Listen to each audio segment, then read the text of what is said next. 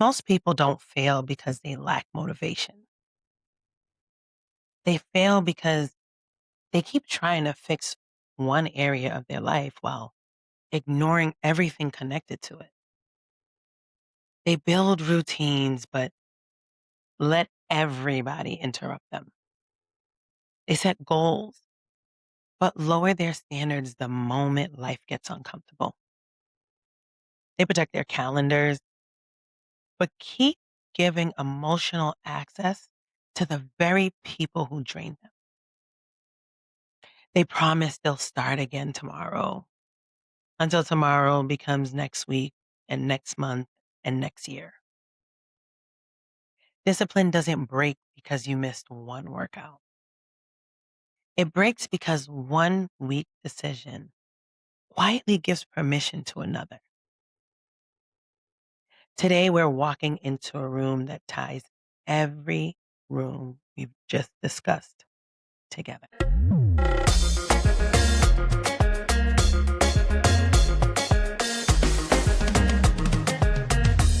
Welcome to Shou Talks. Think of this podcast like a house. Every week, we step into a different room and discover how each one contributes to building the life you're proud to live. Over the past few weeks, we've explored the discipline wing of the house. We've talked about boundaries, standards. We've discussed access and consistency. Today, it's not about learning something new. It's about seeing how every one of those rooms was never meant to stand alone. Because discipline isn't just one behavior. It's an entire operating system.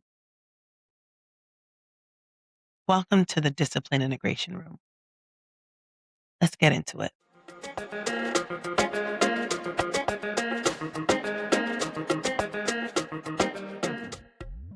Integration means everything works together. A house isn't safe because it has one strong wall. It's safe because the foundation, the roof, the doors, windows, and every supporting beam work together. Discipline is exactly the same. Most people compartmentalize it. I need better consistency. No, you need stronger boundaries. I need more motivation. No, you need higher standards. I need to stop getting so distracted. No, you need to rethink who has access to your life. When one room weakens, every other room feels it. That's why discipline has to become a lifestyle instead of a collection of isolated habits. There was a season where I genuinely believed that I lacked discipline. I'd start projects with excitement, buy new planners, create beautiful, detailed schedules. And somehow, a few weeks later, I always ended up frustrated. I thought consistency was my problem. It wasn't.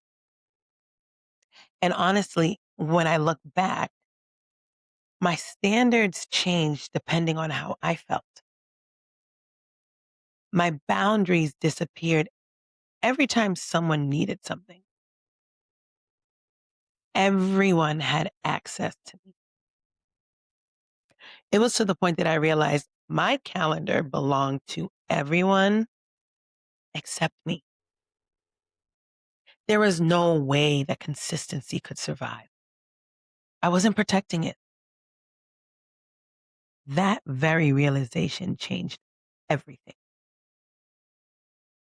I stopped trying to become a more disciplined person and started building a more disciplined life. And here's what it taught me. Boundaries protect discipline.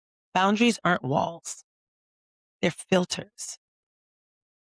Every time you say yes to something, Know that you're saying no to something else. If your priorities don't have protection, they'll always lose to someone else's urgency. And your future deserves boundaries. Standards give discipline direction. Guys, discipline without standards is literally just random acts of effort. Your standards decide how you'll be treated, how you'll manage your money, how you'll spend your mornings and your days. It decides how you'll parent, how you'll lead, but most importantly, how you'll love and be loved. Standards remove negotiation. They answer the question before life even gets to ask it. Access and consistency multiply each other. Who surrounds you eventually shapes you.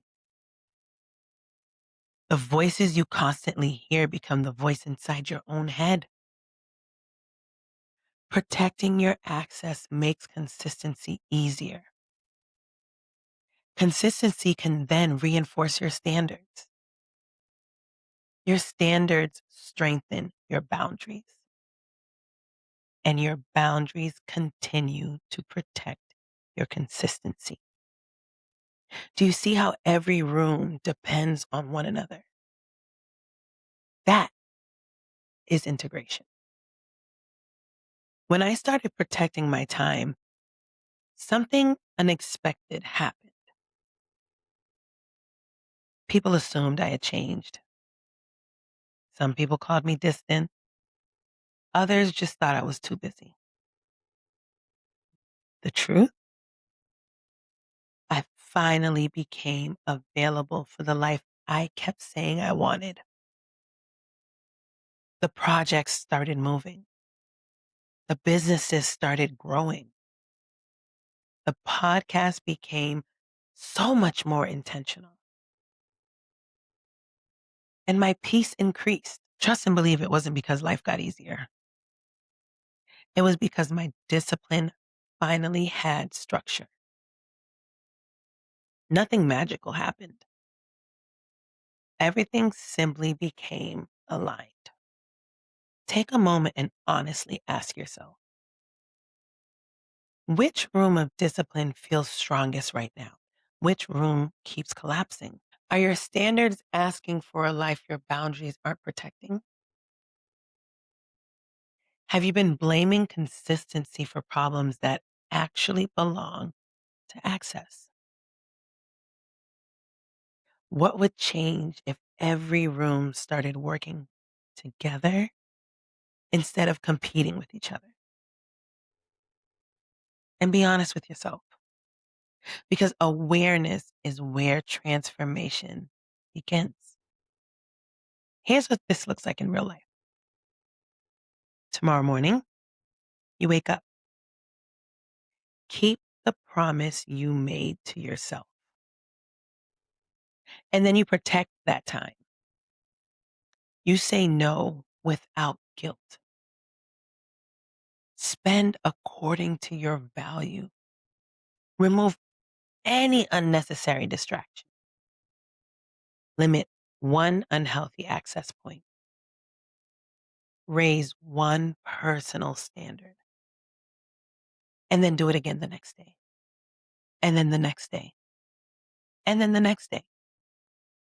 Because discipline isn't built in dramatic moments. It's built inside of an ordinary Tuesday. One decision at a time. Eventually, those decisions become your identity. The discipline wing was never about becoming perfect. It was about becoming intentional. Boundaries taught us what deserves protection.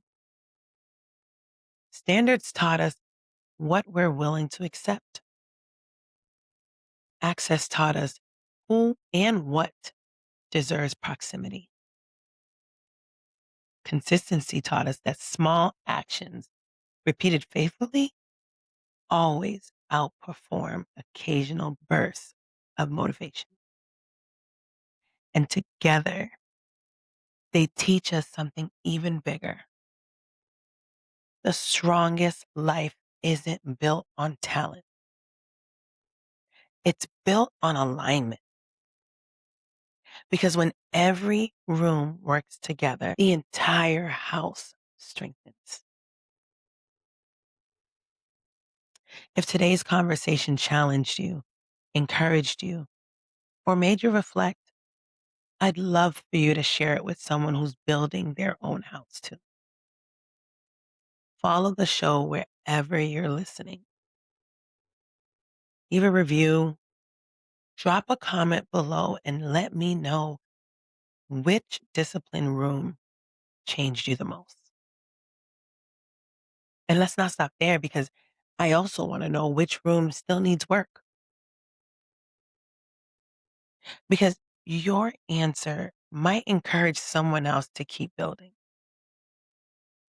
It's your feedback and your reviews and your comments that keep me coming back. So I want to thank you for hanging out with me. Every room we enter is an invitation, not to judge your life, but to examine it. Take what resonated, leave what didn't. But please don't ignore what convicted you. Remember, we are all allowed to grow and evolve out loud. Next week, we leave the discipline wing and begin walking into an entirely new section of the house.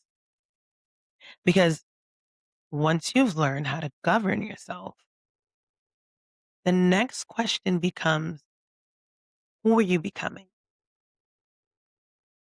Tune in every week and step into a next room with me. Shou Talks is available on YouTube and all podcast platforms.